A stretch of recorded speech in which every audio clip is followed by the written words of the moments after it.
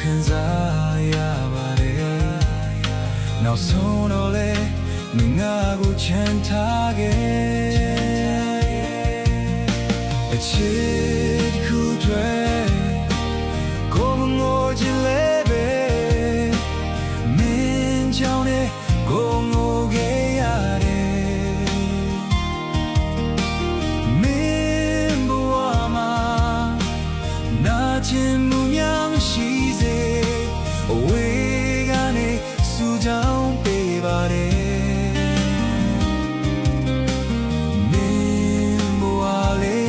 ပြောပါစေ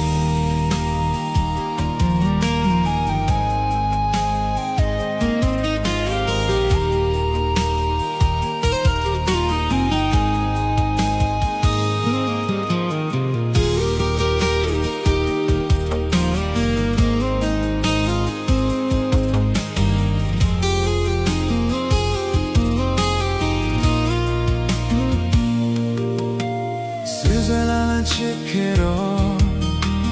ပူနာချင်ရတယ်ယူယူမှုချစ်ခဲ့တော့ဘိုးခံစားရပါတယ်နောက်ဆုံးတော့လဲမင်းငါကိုချမ်းထားခဲ့ချစ်ခုတွေကိုမငိုချင်လေပဲ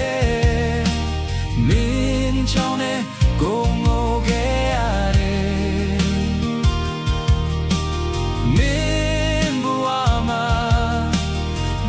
ခြင်းမှုများမရှိစေအဝေးကနေစူတောင်းပေးပါတယ်မင်းဘဝလေးပြောပါစေချစ်ခုတွေကိုမငိုချင်လေပဲမင်းကြောင့်နဲ့ကိုငိုခဲ့ရတယ်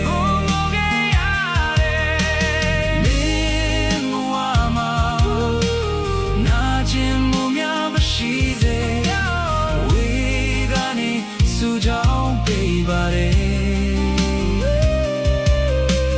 မင်းဘဝလေးပြောပါစေမင်းဘဝလေးပြောပါစေ